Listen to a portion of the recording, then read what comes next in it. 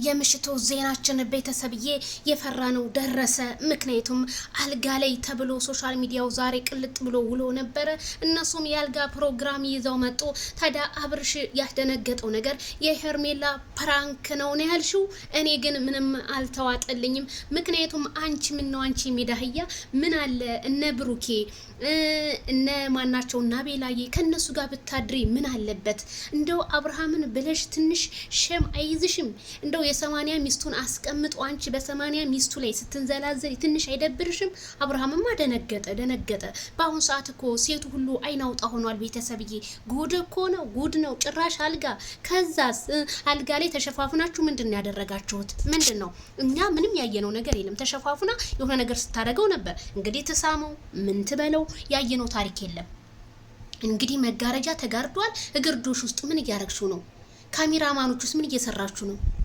ትሏት አላችሁ እንደዚህ ስትዘምት ማለት ነውና በጣም ነው የሚደብረው፣ በጣም ነው የሚያሳዝነው። እንግዲህ አብርሃምን ወደ ቀልብ ተመለስ፣ ወደ ሚስት ተመለስ፣ ወደ ሚስት የምትመለስበት ጊዜ ናፈቀን፣ በጣም ናፈቀን። እውነት ነው የምልህ።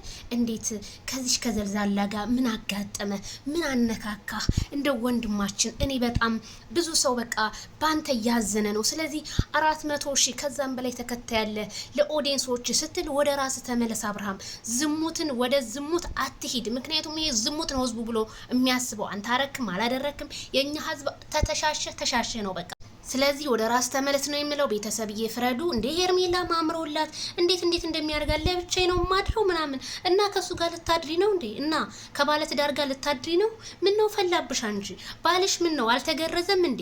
ምን ነው ባልሽ ምን አይነት ባል ነው? የሄርሜላን ባል ግን ለማየት እኔ ጓጉቻለሁ። ምክንያቱም በቁሙ የሞተ ሬሳ ነው። ሞቷል። በጣም ሞተሃል። እንደ ቆም ካትቁጠረው ሞተሃል። ምክንያቱም ሚስት ከወንዶች መካከል 3 ጎረምሳ መካከል ተቀምጣ አንተ የት ሄደህ ነው ይሄንን ያህል ለቅሃት? በጣም አሳፋሪ ነገር ነው። ቤተሰብዬ ማታ እንገናኝ። ላይክ፣ ሼር፣ ሰብስክራይብ በማድረግ ቤተሰብ ይሁኑ። ባይ ባይ።